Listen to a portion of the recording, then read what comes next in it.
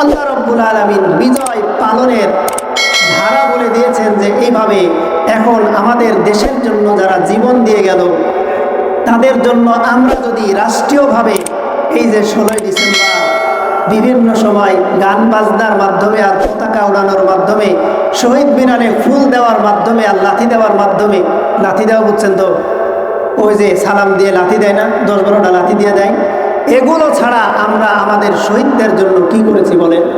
আজকে যদি তারা আমাদের বাংলাদেশের জন্য জীবন না দিত তাহলে আমরা এই সবুজ শ্যামল এই দেশটা পেতাম না।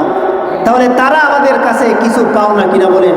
এই যে বিজয় দিবস উপলক্ষে আমরা হয়তো এতদিন কেউ আমরা শুনিও নাই, সারা বাংলাদেশের মধ্যে যদি এমন একটা নিয়ম করা হয় যে 16ই ডিসেম্বরে কমপক্ষে যারা কোরআন খতম করতে পারে, কোরআন পড়তে পারে, এরা কোরআন পড়বে, আর যারা কোরআন পড়তে না পারে তারা কমপক্ষে সূরা ফাতিহা একবার আর সূরাতুল ইখলাস 3 বার পড়ে বাংলাদেশের জন্য যারা জীবন দিয়ে গেল, ভাষার জন্য যারা জীবন দিয়ে গেল, তাদের রূহের মাগফিরাতের জন্য আমরা দোয়া করব। বাংলাদেশের প্রত্যেকটা মসজিদ ভিত্তিক যদি এই নিয়ম চালু হয়ে যায় তাহলে আমাদের দেশের জন্য যারা জীবন দিয়েছে তারা কবরে সুখে থাকবে কিনা বলেন? আর সূরা নাজিল হয়েছে হুদাইবিয়ার সন্ধির সময়। আল্লাহ রাসূল সাল্লাল্লাহু আলাইহি ওয়াসাল্লাম স্বপ্নে দেখলেন সাহাবায়ে কেরামদেরকে নিয়ে তিনি হজ করছেন, উমরা আদায় করছেন। নবীজি সাল্লাল্লাহু আলাইহি ওয়াসাল্লামের স্বপ্ন যেহেতু সত্য হয়, এই কারণে মদিনা থেকে প্রায় 1450 সাহাবীদেরকে নিয়ে মক্কার উদ্দেশ্যে রওনা করলেন যে আমরা হজ করতে যাব, আমরা উমরা করব।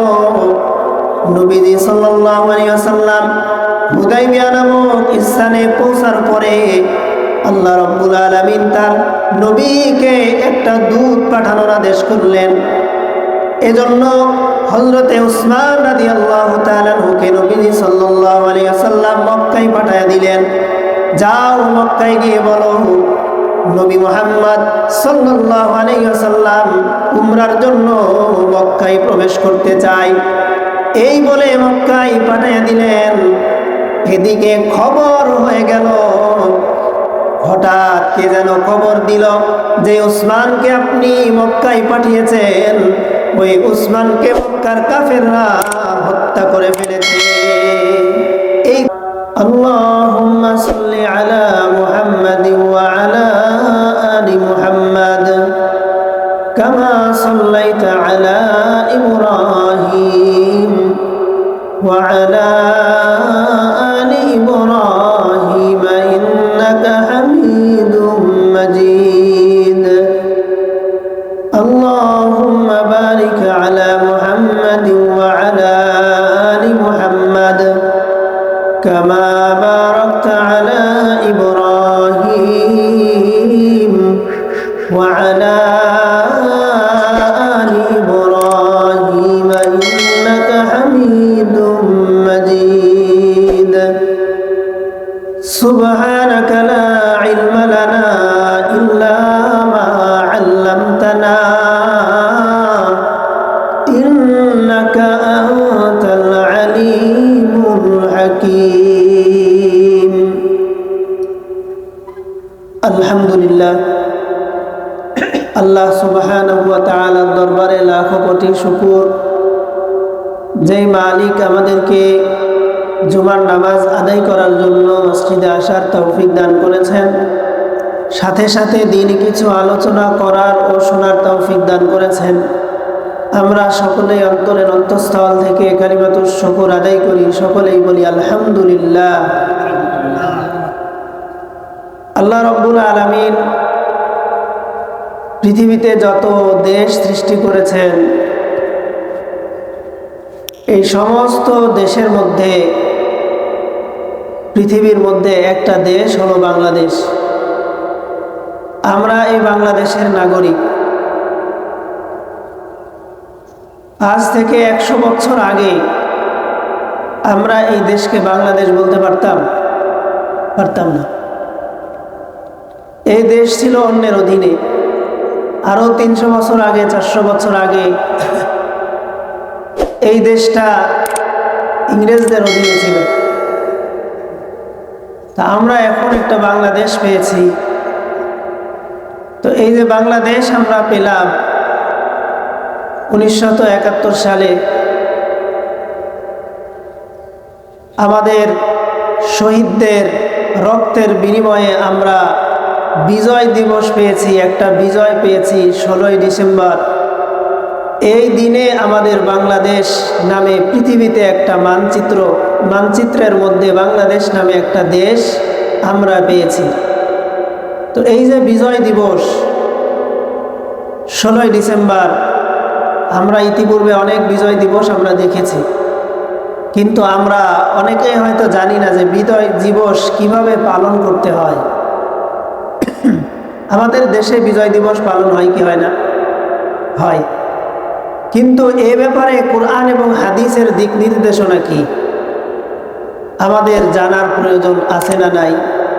ইনশাআল্লাহ এই সপ্তাহে আমরা আলোচনা করব বিজয় দিবস এবং বিজয় দিবসে আমাদের করণীয় বর্জনীয় এ সম্পর্কে আমরা কোরআন ও হাদিস থেকে জানব। তো আল্লাহ রাব্বুল আলামিন আমাদেরকে সর্বপ্রথম যে বিষয়টা জানতে হবে সেটা হলো আমরা কোন ধর্মের, ইসলাম ধর্মের। এই ধর্মের যে ইসলাম ধর্ম সর্বশ্রেষ্ঠ ধর্ম, এর মধ্যে কোনো সন্দেহ নেই। এবং আল্লাহ তাআলা আমাদেরকে এমন একটা কিতাব দিয়েছেন যে কিতাবের মধ্যে কিয়ামত পর্যন্ত যত বিষয় আসবে সমস্ত বিষয়ের সমস্ত সমস্যার সমাধান এই কোরআনে আছে। আল্লাহ রাব্বুল আলামিন আমাদেরকে এমন একটা কোরআনও দান করেছেন যেই কোরআনটা 1450 বছর আগে নাজিল হয়েছে, কিন্তু এই কোরআন সমস্ত সমস্যার সমাধান দিবে কিয়ামত পর্যন্ত। তাহলে এখন আমার জানার বিষয় হলো আল্লাহ রাব্বুল আলামিন যে আমাদেরকে বিজয় দিলেন, বা বিভিন্ন সময় বিজয়, ইসলামের বিজয় হয়েছে, বিভিন্ন দেশের বিজয় হয়েছে, মুসলমানদের বিজয় হয়েছে। তো মুসলমানরা এই বিজয় পালন করত কিভাবে, এই দিবসকে তারা উদযাপন করত কিভাবে? এটা কি আমার আপনার আল্লাহ কোরআনে লিখে দেন নাই? কোরআনে কি এই বিধান সম্পর্কে নাজিল করেন নাই? আল্লাহ তাআলা করেছেন। এখন আমরা কোরআন থেকে জানবো আল্লাহ রাব্বুল আলামিন বিভিন্ন সময় যে বিজয় দিয়েছেন, এই বিজয়গুলো কিভাবে অর্জিত হয় এবং কিভাবে আসে। আল্লাহ রাব্বুল আলামিনের একজন জলিলুল কদর নবী হযরতে মূসা আলাইহিস সালাতু ওয়াস সালাম, আমরা সকলেই মূসা আলাইহিস সালামের নাম জানি না? রাগান্বিত একজন নবী, অনেক রাগী একজন নবী। এবং আল্লাহ তাআলা যত কথা মূসা আলাইহিস সালামের সাথে বলেছেন, মূসা আলাইহিস সালাম আরো বাড়িয়ে বলার চেষ্টা করেছেন, এমন একজন নবী। তো মূসা আলাইহিস সালাতু ওয়াস সালামের যেই কওমে মূসা আলাইহিস সালাতু ওয়াস সালাম এসেছিলেন, সেই কওমটার নাম, সেই বংশের নাম হলো বনী ইসরাঈল। পবিত্র কুরআনুল কারীমের একটা সূরাও এই নামে আছে, বনী ইসরাঈল সূরা 15 নম্বর পারার 1 নম্বর পৃষ্ঠায়। তো আল্লাহ রাব্বুল আলামিন যে মূসা আলাইহিস সালামকে বনী ইসরাঈলদের মাঝে প্রেরণ করলেন, এই মূসা আলাইহিস সালাতু ওয়াস সালামের সময় যেই বাদশা ছিল, রাষ্ট্রপ্রধান যে ছিল, সে হলো ফেরাউন। এই ফেরাউনের নামটাও মনে হয় আমরা সকলেই জানি, কি বলেন? সবাই আমরা ফেরাউনের নামও জানি। তো ফেরাউন বিভিন্নভাবে মূসা আলাইহিস সালাতু ওয়াস সালামের কওমের লোকদেরকে কষ্ট দিত, হত্যা করত। এই লম্বা ঘটনা, এদিকে আমি যাব না। তো এক পর্যায়ে যখন নির্যাতন নিপীড়ন বেড়ে গেল, ওই সময় মূসা আলাইহিস সালাতু ওয়াস সালাম কওমের লোকদেরকে বললেন, আমরা এখান থেকে বের হয়ে যাব, চলে যাব। তো যখন বের হয়ে যাবে, সবাই যখন একত্রিত হয়ে গেল, মূসা আলাইহিস সালামের কওম একত্রিত হয়ে যখন সবাই ফেরাউনের কবল থেকে বাঁচার জন্য তারা দেশ ছেড়ে চলে যাইতে লাগলো, তখন ফেরাউন খবরটা পেয়ে গেল। তো ফেরাউন ভাবলো, এতদিন তো নির্যাতন করেছে একজন একজন করে বিক্ষিপ্তভাবে, এখন এই বনী ইসরাইল সবাইকে আমরা একসাথে পেয়েছি, সুতরাং এবার আর কারো কোনো রক্ষা নাই, সবাইকে শেষ করে দিব। এজন্য 8,20,000 বাহিনী, 8,20,000 সৈন্য নিয়ে এই মূসা আলাইহিস সালাতু ওয়াস সালামের পেছনে ছুটতে লাগলো। হযরতে মূসা আলাইহিস সালাতু ওয়াস সালাম যাইতে যাইতে বাহরে কুলজুম, এই বাহরে কুলজুম লোহিত সাগর, এই সাগরের পাড়ে এসে তখন আর সামনে আগাতে পারে না।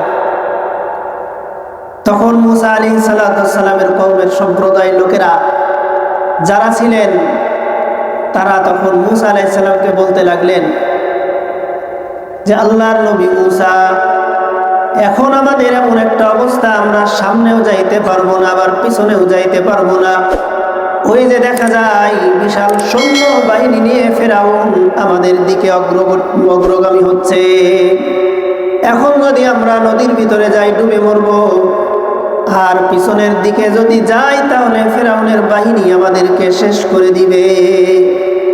নবীজি সাল্লাল্লাহু আলাইহি ওয়াসাল্লাম আল্লাহর নবী মূসা তখন বললেন, তোমরা চিন্তা করো না, আল্লাহ তাআলা আমাদের রাস্তা দেখাবেন। সুবহানাল্লাহ বলেন। আল্লাহ তাআলার আদেশে মূসা আলাইহিস সালাতু ওয়াস সালাম তার হাতের লাঠি দ্বারা সমুদ্রে আঘাত করার পর সাথে সাথে আল্লাহ তাআলা 12টা রাস্তা সমুদ্রের মধ্যে করে দিলেন। সুবহানাল্লাহ। আল্লাহ রাব্বুল আলামিন 12টা রাস্তা করলেন। মূসা আলাইহিস সালাতু ওয়াস সালামের সাথে 12 গোত্রের 12 বংশের মানুষ ছিল। তারা এমন ছিল একে অপরের সাথে মিশবে না, এই কারণেই আল্লাহ তাআলা 12টা রাস্তা করে দিলেন। তো এই যে 12টা রাস্তা আল্লাহ তাআলা করে দিলেন ফেরাউনের কবল থেকে মুক্তি পাওয়ার জন্য।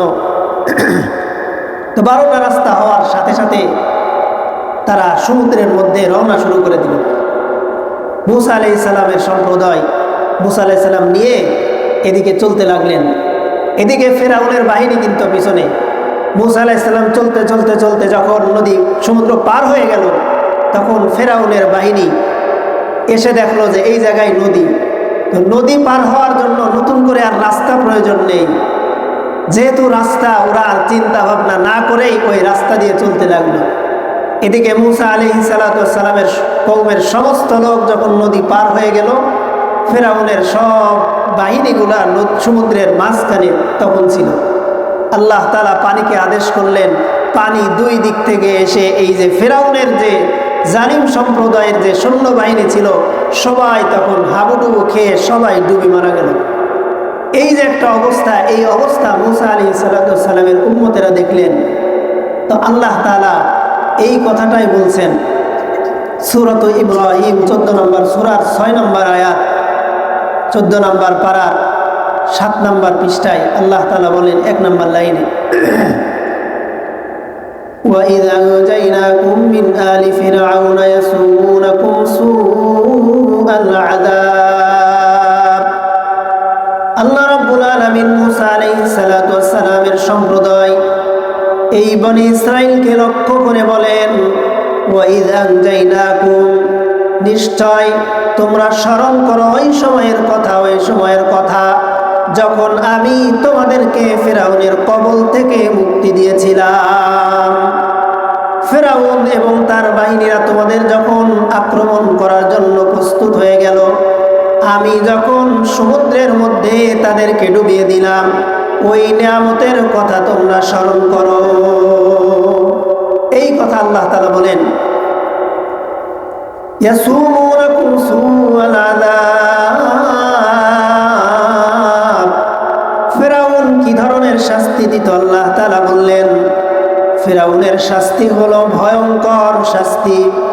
ইযাববিহুনা আবনাকুম ওয়া ইস্তাহয়ুনা নিসাআকুম, তোমাদের যারা পুরুষ ছিল এদেরকে ফেরাউনের বাহিনী হত্যা করে ফেলতো, আর যারা মহিলা ছিল তাদেরকে ফেরাউনের বাহিনী গোলাম আর বাদী বানায় নিত।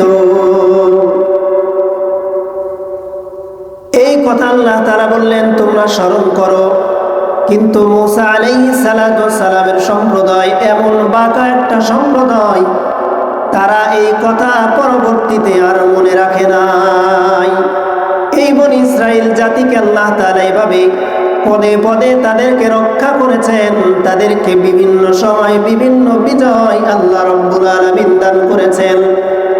সুতরাং এই যে বিজয় একমাত্র তিনি দিতে পারেন, তিনি হলেন আমার আল্লাহ।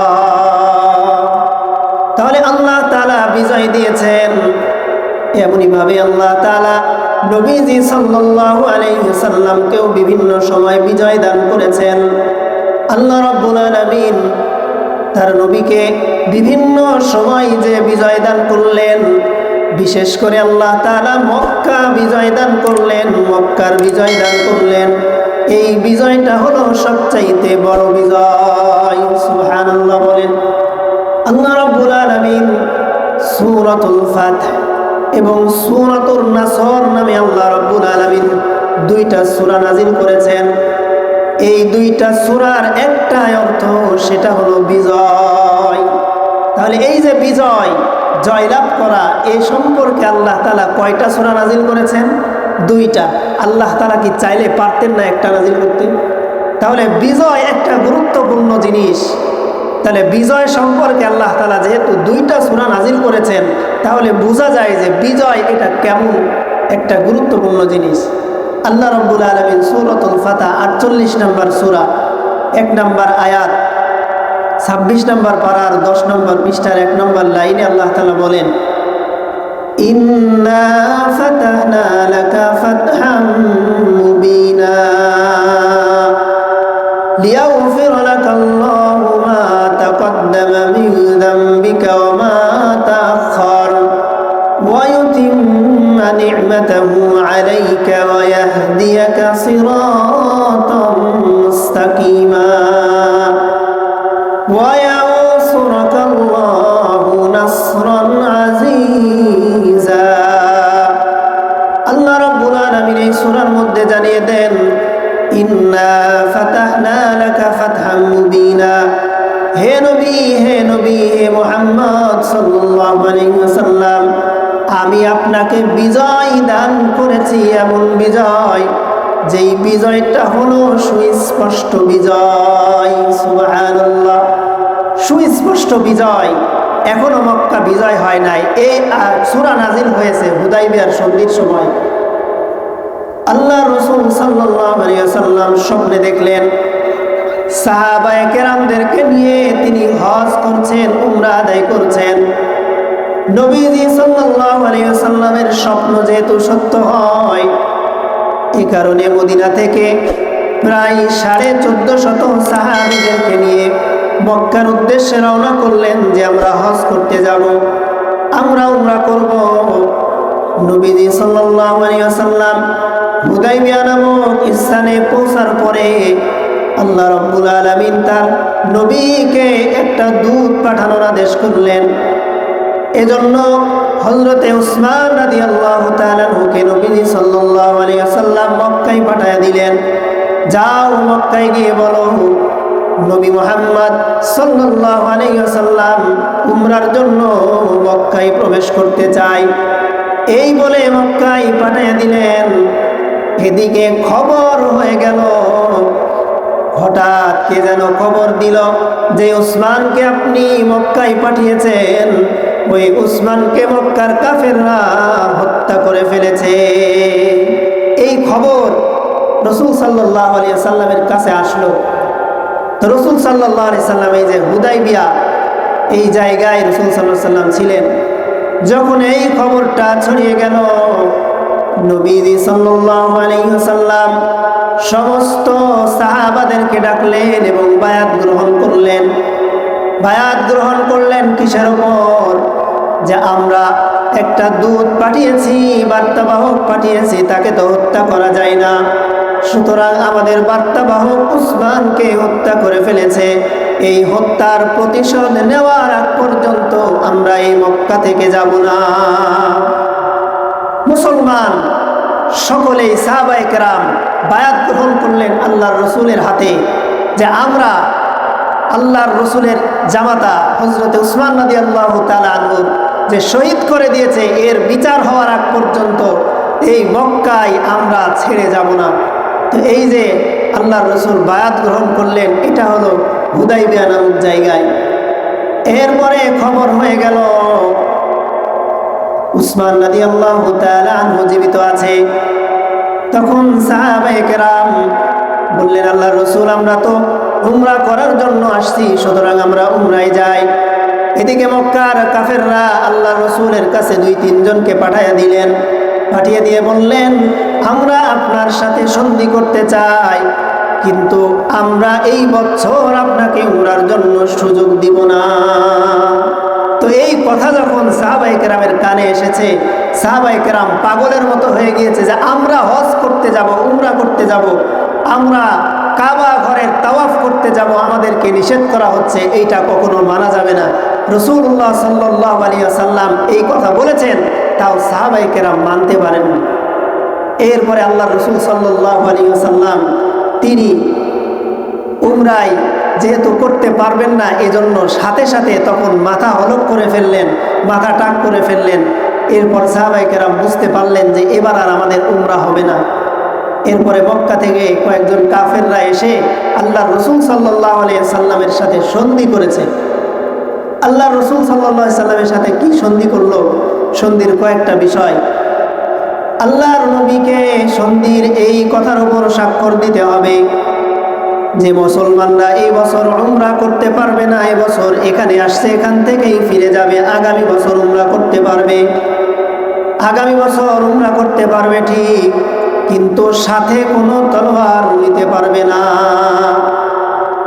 মুসলমানের যতগুলো এখানে শর্ত দেওয়া হয়েছে সব শর্তগুলো মুসলমানের বিপক্ষে।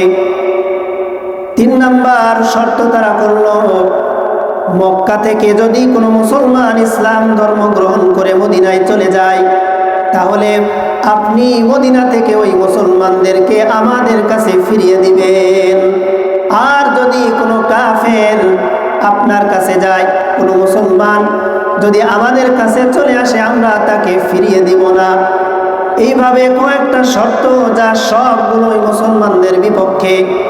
নবীজি সাল্লাল্লাহু আলাইহি ওয়াসাল্লাম হযরত আলী রাদিয়াল্লাহু তাআলা আনহুকে বললেন, এই সন্ধি করে ফেলো, এগুলো লিপিবদ্ধ করে ফেলো। নবীজি সিল মেরে দিলেন। এখানে বোঝার বিষয় হলো আল্লাহ তাআলা এরপরে আয়াত নাজিল করলেন, এই সূরাতুল ফাতহ পরিপূর্ণ সূরা নাজিল করলেন।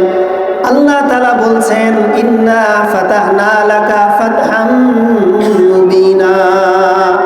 হে নবী, আপনি যে সন্ধি করেছেন, এই সন্ধি হলো আপনার স্পষ্ট বিজয়। সুবহানাল্লাহ বলেন, স্পষ্ট বিজয়। এখন দেখার বিষয় হলো, সন্ধি করলো যে এই বছর উমরা করতে পারবে না, আগামী বছর আসবে, আগামী বছর যে আসবে সাথে অস্ত্র শস্ত্র কিছু নিতে পারবে না।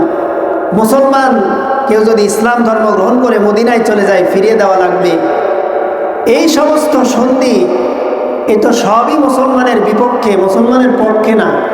তাহলে আল্লাহ তাআলা যে বললেন, ইন্না ফাতাহনা লাকা ফাতহাম মুবিনা, হে নবী, এটা হলো আপনার জন্য স্পষ্ট বিজয়। তাহলে এই দুইটার মধ্যে আমরা কিছু পার্থক্য দেখতে পাই কিনা? বাহ্যিকভাবে আমরা দেখতে পাই এটা তো মুসলমানদের ক্ষতি, কিন্তু আল্লাহ তাআলা আয়াত নাজিল করে জানিয়ে দিলেন যে এটা তো স্পষ্ট বিজয়। তো এখানে কিভাবে মুফাসসিরিন কেরাম ব্যাখ্যা করেছেন, সাধারণভাবে দু একটা মিসাল, দু একটা উদাহরণ দিলে বুঝে আসবে। আরবিতে একটা কায়দা আছে, একটা নিয়ম আছে, ভবিষ্যতে যেই কাজটা সুনিশ্চিত হবে, যেটা হবেই হবে, ওইটা এমন শব্দ দ্বারা ব্যবহার করে, সেটা হলো মাজি শব্দ, অর্থাৎ অতীতকালের শব্দ। তো ভবিষ্যতে কোনো জিনিস নিশ্চিত হবে, এটা অতীতকালের শব্দ দ্বারা যদি আল্লাহ রাব্বুল আলামিন ব্যাখ্যা করেন, বলেন, তাহলে সেটা সুনিশ্চিত হয়ে যায়। যেমন আমাদের সমাজে প্রচলিত আছে যে ধপ করে তাল পড়ছে বা নারিকেল পড়ছে, এটা বলে না, ধপ করে পড়ছে। আচ্ছা বলেন, আপনাদের কাছে বলি, পড়ার পরে ধপ করে নাকি পড়ার আগেই ধপ করে? পড়ার পরে ধপ করে। ধপ করে আগে, তারপরে না। ধপ করে পরে, আগে পড়ে তারপর ধপ করে না। আমরা কি বলি? ধপ করে পড়ছে। কিন্তু ধপ শব্দটা হয় কখন? পরে। আরেকটা মনে করেন, কেউ একবার চেয়ারম্যানে দাঁড়িয়েছে, এখনো নির্বাচন হয় নাই, আমরা সবাই বলি না যে চেয়ারম্যান সাহেব। আবার কেউ পাশই করে নাই, তাকেও তো আমরা চেয়ারম্যান সাহেব বলি, অথবা মেম্বার সাহেব বলি। এরপরে আমাদের মাদ্রাসার ছাত্র, ছোট ছোট যারা, এদেরকে আমরা কি বলি? হুজুর। আবার মাদ্রাসায় আমরা যারা শিক্ষক, এরাও তো হুজুর। তো এরা তো এখনো ওই পর্যায়ের হুজুর হয়ে পৌঁছায় নাই। তো আমরা এই যে ভাব দেখি যে হ্যাঁ, এ এক সময় হুজুর হবে, এই যে ভবিষ্যতের শব্দগুলো অতীতের শব্দ দ্বারা ব্যক্ত করে এটাই বুঝিয়েছেন যে ভবিষ্যতে আল্লাহর রসুলকে আল্লাহ তাআলা বলছেন যে ভবিষ্যতে আপনার এমন একটা বিজয় হবে যেই বিজয় কেউ আর ঠেকাতে পারবে না। ঠিক 3 বছর পরে আল্লাহ রাব্বুল আলামিন এই মক্কা বিজয় দান করলেন। মক্কার তখন আয়ত্ত নিলেন আমাদের নবী মুহাম্মদুর রাসূলুল্লাহ সাল্লাল্লাহু আলাইহি ওয়াসাল্লাম। তো এই যে মক্কা বিজয় আল্লাহর রসুল করেছেন, এই মক্কা বিজয় করার পর আল্লাহর রসুল কি করেছেন আর এখন বর্তমান আমরা কি করি? আমাদের বিজয় দিবসগুলো পালন হয় গানের মাধ্যমে, আমাদের বিজয় দিবসগুলো পালন হয় শহীদ মিনারে ফুল দেওয়ার মাধ্যমে। অথচ আমাদের এই দেশে যারা এই দেশকে স্বাধীন করেছে, এই দেশকে যারা স্বাধীন করার পিছনে যারা রক্ত দিয়েছে, যারা নিজেদের জান দিয়েছে, তারা আমাদের কাছে অবশ্যই কিছু পায় কি পায় না বলেন? অবশ্যই পাই। কিন্তু আমরা তাদেরকে কি দেই? আমরা তাদেরকে গান উপহার দেই, আমরা তাদেরকে জাহান্নামের আযাবের মধ্যে আরো একটু বাড়াই দেই।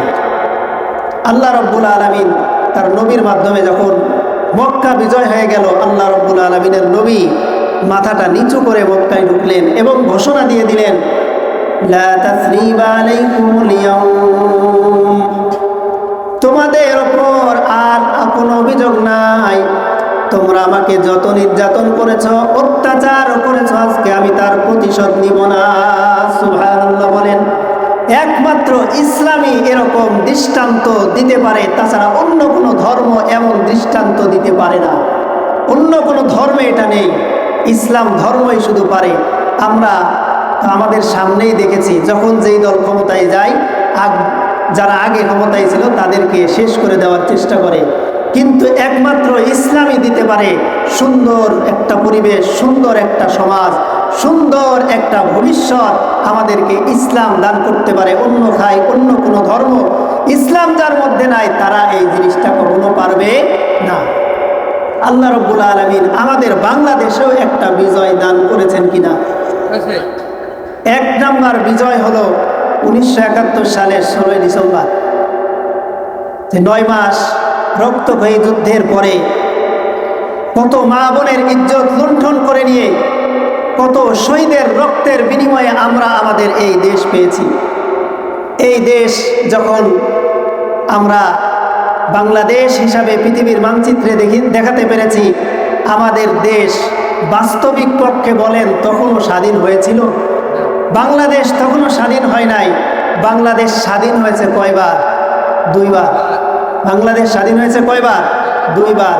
এখনো কতবার করা লাগে এটা আমরা বলতে পারবো না। আমাদের দেশ কাঁটাতারের বেড়া হয়েছে ঠিক, ইন্ডিয়া থেকে কাঁটাতারের বেড়া পার হতে হয়, তা না হলে ইন্ডিয়ারা আমাদের দেশে ঢুকতে পারে না, আমরা তাদের দেশে ঢুকতে পারি না। কিন্তু মন মানসিকতা এমন হয়েছে, সব কিছু চলে ওই দাদাবাবুদের ইশারায়। কথা বলেন ঠিক কিনা? সুতরাং আমাদের দেশ যখন স্বাধীন হয়েছে 1971 সালে, এই যে 16 ডিসেম্বর সামনে আসতেছে, এইটা স্বাধীন হওয়ার পর আবার আমাদের স্বাধীনতা এনে দিয়েছে 2024 34শে জুলাই, 5 আগস্টে আবার আমাদের দেশ নতুন করে স্বাধীন হয়েছে। সুতরাং এই যে স্বাধীনতা আমাদের একটা বিজয় অর্জন, এই অর্জনটা আমরা পালন করব কিভাবে? কিভাবে পালন করব এটা কোরআন এবং সুন্নাহর মধ্যে আছে না নাই? আমাদের কোরআন এমন একটা কোরআন, যেই কোরআনের সব সমস্যার সমাধান কিয়ামত পর্যন্ত দিবেন। আল্লাহ রাব্বুল আলামিন সূরাতুল মাইদার 3 নম্বর আয়াত একটা অংশ আল্লাহ রাব্বুল আলামিন আয়াতটা নাযিল করেছেন। আল্লাহ তাআলা বলেন, আল-ইয়াওমা আকমালতু লাকুম দীনাকুম ওয়া আতমামতু আলাইকুম নি'মাতি ওয়া রাদিতু লাকুমুল ইসলাম দীনা। আল্লাহ রাব্বুল আলামিন বলেন, আল-ইয়াওমা আকমালতু লাকুম দীনাকুম, আমি তোমাদের জন্য আজ তোমাদের দিনকে পরিপূর্ণ করে দিলাম। ওয়া আতমামতু আলাইকুম নি'মাতি, এবং আমার নিয়ামতকেও তোমাদের জন্য পরিপূর্ণ করে দিলাম। সুবহানাল্লাহ।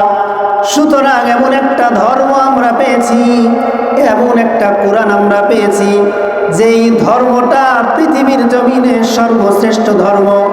যেই কোরআন এমন একটা কোরআন, যেই কোরআন পৃথিবীতে যত কিতাব আছে, যত বই আছে, সমস্ত কিতাব আর বইয়ের থেকে সর্বশ্রেষ্ঠ কিতাব। ঠিক কিনা বলেন? এমন একটা কিতাব আল্লাহ রাব্বুল আলামিন আমাদেরকে দান করলেন। তাহলে এই যে বিজয়, ইসলামের বিজয়, বিভিন্ন সময় বিজয় যে আসবে, এই বিজয়ের কথাও আল্লাহ তাআলা কুরআনুল কারীমের মধ্যে লিখে দিয়েছেন। সুবহানাল্লাহ বলেন। তাহলে আল্লাহ রাব্বুল আলামিন আমাদেরকে বিজয় দিয়েছেন, বিজয় দান করেছেন। এই যে বিজয়, এই বিজয় আমরা পালন করব কিভাবে? আল্লাহ রাব্বুল আলামিন সূরাতুন নাসর 110 নম্বর সূরা 30 নম্বর পারার 24 নম্বর পৃষ্ঠায় এই সূরাটা আছে। আল্লাহ তাআলা বলেন, ইযা জাআ নাসরুল্লাহি ওয়াল ফাth ওয়া রাআইতান নাসা ইয়াদখুলুনা ফি দীনিল্লাহি আফওয়াজা ফাসাব্বিহ বিহামদি রাব্বিকা ওয়াস্তাগফির ইন্নাহু কানা তাওয়াবা। আল্লাহ রাব্বুল আলামিন বলেন, ইযা জাআ নাসরুল্লাহ, আল্লাহ তাআলার সাহায্য যখন আসবে, ওয়াল ফাth, এবং বিজয় যখন আসবে, ওয়া রাআইতান নাসা ইয়াদখুলুন, তখন হে নবী আপনি দেখবেন ইসলামের মধ্যে মানুষ দলে দলে প্রবেশ করছে। সুবহানাল্লাহ বলেন। এই যে বিজয় আমরা পাইলাম, বিজয় একমাত্র যিনি দেন তিনি কে বলেন? আল্লাহ। আল্লাহ রাব্বুল আলামিনের কাছে বিজয় চাইতে হবে, তিনি বিজয় দান করবেন। কিন্তু আমরা মানুষ এমন স্বার্থপর আর এমন নেমো খারাপ, আল্লাহ রাব্বুল আলামিন বিজয় দান করেন, সাহায্য দান করেন, তার পরবর্তীতে আমরা ভুলে যাই। এটাই আল্লাহ রাব্বুল আলামিন সূরাতুজ জুমার 39 নম্বর সূরার 49 নম্বর আয়াত আল্লাহ রাব্বুল আলামিন বলেন, ফাইদা মাসাল ইনসানু দুররু দাআনা।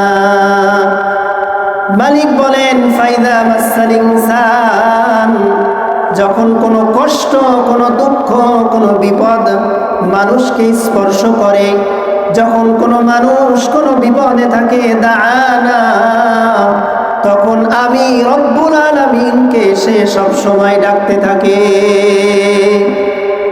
যখন কোনো বিপদে আক্রান্ত হয় আমি আল্লাহকে ডাকতে থাকি। এরপরে যখন আমি ওই বিপদ থেকে মানুষকে উদ্ধার করি, তখন সে বলতে থাকে, ক্বালা ইন্নামা উতিতুহু আলা ইলম, আরে আমি এই বিপদ থেকে তো রক্ষা পেয়েছি শুধুমাত্র আমার জ্ঞানের কারণে, শুধুমাত্র আমার জ্ঞানের কারণে আমি বিপদ থেকে রক্ষা পেয়েছি। অথচ বিপদ থেকে রক্ষা করনেওয়ালা কে বলেন? আল্লাহ। অনেক সময় আমরা গাড়িতে গেলে বা অনেক সময় আমরাও বলে থাকি যে এই ড্রাইভার ভালো হওয়ার কারণে সে অ্যাক্সিডেন্ট করে নাই, অথচ কত ভালো ভালো ড্রাইভারও কিন্তু অ্যাক্সিডেন্ট করে। এই যে অ্যাক্সিডেন্ট থেকে বাঁচালো ড্রাইভার নাকি আল্লাহ? আল্লাহ। কিন্তু যখন বিপদে পড়েছিলাম তখন কি ড্রাইভারকে ডেকেছি নাকি আল্লাহকে? আল্লাহকে ডাকি। বিপদে পড়লেই দেখবেন আল্লাহওয়ালা হয়ে যায়। যখন বিপদ থেকে আমরা উদ্ধার হয়ে যাই তখন আমরা আল্লাহকে ভুলে যাই। এটাই আল্লাহ রাব্বুল আলামিন বলছেন। তো এই যে বিপদ থেকে উদ্ধার আল্লাহ করেন, উদ্ধার করার পরেও আমরা আমাদের আল্লাহকে ভুলে যাব না। আল্লাহর সাথে আমরা যেমন সম্পর্ক রাখা দরকার তার চাইতে বেশি ভালো সম্পর্ক রাখার চেষ্টা করব। তো এই যে আল্লাহ রাব্বুল আলামিন বিজয় দান করলেন, কি করবেন? আল্লাহ তাআলা বলেন, ফাসাব্বিহ বিহামদি রাব্বিকা ওয়াস্তাগফির ইন্নাহু কানা তাওয়াবা। আল্লাহ রাব্বুল আলামিন জানিয়ে দেন, ফাসাব্বিহ, হে নবী আপনি তাসবিহ পাঠ করেন। আপনাকে যে বিজয় দান করেছেন আল্লাহ, এই আল্লাহর তাসবিহ আপনি পাঠ করেন। ওয়াস্তাগফির, এবং আপনি আল্লাহর কাছে ইস্তেগফার করেন। ইন্নাহু কানা তাওয়াবা, নিশ্চয় আল্লাহ তাআলা তওবা কবুলকারী। সুবহানাল্লাহ বলেন। তাহলে আল্লাহ রাব্বুল আলামিন বিজয় দান করেন। তো বিজয় দান করার পর আল্লাহর কাছে আমরা ইস্তেগফার করব, আল্লাহর তাসবিহ পড়ব। আল্লাহ রাব্বুল আলামিন আমাদেরকে এই কাজগুলো যাতে করার তৌফিক দান করেন। যদি আমরা করতে পারি তাহলে আল্লাহ তাআলা আমাদেরকে আরো বড় বিজয় দান করবেন। এরপরে কি করণীয়? ওই যে মুসা আলাইহিস সালামের ঘটনা আমরা আলোচনা করেছিলাম। আল্লাহ তাআলা সূরাত ইব্রাহিমের 7 নম্বর আয়াতে বলেন, ওয়াইয তাআযানা রাব্বুকা লাইন শাকারতুম লাযীদান্নাকুম ওয়া লাইন কাফারতুম ইন্না আযাবী লাশাদীদ। আল্লাহ রাব্বুল আলামিন বলেন, তোমরা যদি নিয়ামতের শুকরিয়া আদায় করো তাহলে আমি তোমাদের নিয়ামতকে বাড়িয়ে দিব, আর যদি নিয়ামতের শুকরিয়া আদায় না করো তাহলে আমি তোমাদেরকে কঠিন শাস্তিতে নিপতিত করব। তো আল্লাহ রাব্বুল আলামিন বিজয় পালনের ধারা বলে দিয়েছেন যে এইভাবে এখন আমাদের দেশের জন্য যারা জীবন দিয়ে গেল তাদের জন্য আমরা যদি রাষ্ট্রীয়ভাবে এই যে 16ই ডিসেম্বর বিভিন্ন সময় গান বাজনার মাধ্যমে আর পতাকা উড়ানোর মাধ্যমে, শহীদ মিনারে ফুল দেওয়ার মাধ্যমে আর লাথি দেওয়ার মাধ্যমে, লাথি দেওয়া বুঝছেন তো, ওই যে সালাম দিয়ে লাথি দেয় না, 10-12টা লাথি দিয়ে দেয়, এগুলো ছাড়া আমরা আমাদের শহীদদের জন্য কি করেছি বলেন?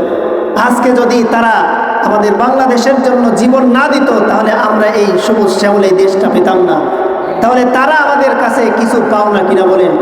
এই যে বিজয় দিবস উপলক্ষে আমরা হয়তো এতদিন কেউ আমরা শুনিও নাই, সারা বাংলাদেশের মধ্যে যদি এমন একটা নিয়ম করা হয় যে 16ই ডিসেম্বরে কমপক্ষে যারা কোরআন খতম করতে পারে, কোরআন পড়তে পারে, এরা কোরআন পড়বে, আর যারা কোরআন পড়তে না পারে তারা কমপক্ষে সূরা ফাতিহা একবার আর সূরাতুল ইখলাস 3 বার পড়ে বাংলাদেশের জন্য যারা জীবন দিয়ে গেল, ভাষার জন্য যারা জীবন দিয়ে গেল, তাদের রুহের মাগফিরাতের জন্য আমরা দোয়া করব।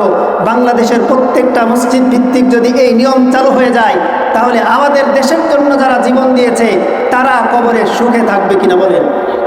সুখে থাকবে। তাহলে আমাদের এই নিয়ম এতদিন ধরে দেখে আসছেন চালু হয়েছে, এখন তো বিভিন্ন ভুয়া মুক্তিযোদ্ধা পাওয়া যায়, এরা সবগুলো হলো নিজের স্বার্থ হাসিল করার জন্য। কিন্তু বাস্তবিক পক্ষে যারা জীবন দিয়ে গিয়েছেন এই দেশ তাদের কাছে ঋণী আছে, আমরা তাদের কাছে ঋণী। এজন্য আমরা চেষ্টা করব এই মহল্লা থেকেই শুরু হোক, 16ই ডিসেম্বরে আমরা কমপক্ষে যারা কোরআন পড়তে পারি কোরআন পড়ে শহীদদের মাগফিরাতের জন্য দোয়া করব, নিজে নিজেই করব। আর যারা কোরআন পড়তে পারি না কমপক্ষে সূরা ফাতিহা তো পারি, সূরা ফাতিহা পড়ে সূরাতুল ইখলাস পড়ে আমরা আমাদের শহীদদের জন্য দোয়া করব। আমরা চেষ্টা করব তো ইনশাল্লাহ। এরপরে যে আয়াতটা পড়েছিলাম সূরাত ইব্রাহিমের 7 নম্বর আয়াত, এই আয়াতের সামান্য একটু ব্যাখ্যা। আমরা সকলেই জানি লাইন শাকারতুম লাযীদান্নাকুম, যদি তোমরা শুকরিয়া আদায় করো, দেশ পেয়েছো, এই দেশ পাওয়ার পরে তোমরা যদি শুকরিয়া আদায় করো লাযীদান্নাকুম, তাহলে এই দেশের যত সমস্যা আছে সমস্ত সমস্যার সমাধান আমি আল্লাহ তাআলা অবশ্যই করে দিব। সুতরাং আল্লাহ তাআলা বলেন নিয়ামত বাড়াই দেব মানে কি আমাদের দেশটাকে আরো বেড়ে যাবে না? আমাদের দেশে আমরা সবাই ইসলাম মেনে চলতে পারবো, কোরআন মেনে চলতে পারবো। আমাদের দেশে রাসূল সাল্লাল্লাহু আলাইহি ওয়াসাল্লামের আদর্শ মোতাবেক এই দেশ পরিচালিত হবে যদি আমরা শুকরিয়া আদায় করি। আল্লাহ রাব্বুল আলামিন এই যে শুকরিয়া আদায় করলে নিয়ামত যে বাড়িয়ে দিবেন, এই জায়গায় আল্লাহ রাব্বুল আলামিন এমন একটা শব্দ ব্যবহার করেছে যেটা আরবিতে বলা হয় লাম তাকিদ বা নুন তাকিদ সকিলা, মানে কয়েকবার তাকিদ দেওয়ার পরে, গুরুত্ব দেওয়ার পরে আল্লাহ রাব্বুল আলামিন এই শব্দটা ব্যবহার করেছেন। আচ্ছা বলেন, আল্লাহর জন্য শুধুমাত্র মুখের কথা একটা কথাই তো যথেষ্ট ছিল? এত বারবার তাকিদ দেওয়া, বারবার একটা জিনিসের গুরুত্ব প্রদান করা, এটা তো দরকার ছিল না। যেহেতু আল্লাহ তাআলা গুরুত্ব দিয়েছেন তাহলে অবশ্যই এই কথা বিশ্বাস রাখতে হবে, আমি যদি আল্লাহর শুকরিয়া আদায় করি তাহলে আমার যে কোনো নিয়ামত আল্লাহ তাআলা বাড়িয়ে দিবেন। এজন্য আমরা আমাদের নিয়ামতের শুকরিয়া আদায় করব তো ইনশাল্লাহ। আদায় করব কিভাবে? 16ই ডিসেম্বরে গান বাজিয়ে আমরা এই গান, তারপরে আরও যে সমস্ত কুসংস্কার আছে এগুলোতে আমরা কেউ অংশগ্রহণ করব না। আমরা তাদের জন্য, তাদের রূহের মাগফিরাতের জন্য দোয়া করব। আমরা সকলেই চেষ্টা করব তো ইনশাল্লাহ। আল্লাহ তাআলা আমাদের সবাইকে, আমাদের শহীদদেরকে মাফ করে দেন, শহীদদেরকে জান্নাতের উচ্চ মাকাম দান করেন, এবং আমরা যাতে আমাদের শহীদদের জন্য এই দুনিয়া থেকে কিছু তাদেরকে পাঠাইতে পারি, এই তৌফিক আল্লাহ রাব্বুল আলামিন আমাদের সবাইকে দান করেন। আমরা সকলেই বলি আমিন। ওয়া আখিরু দাওয়ানা আলহামদুলিল্লাহি রাব্বিল আলামিন।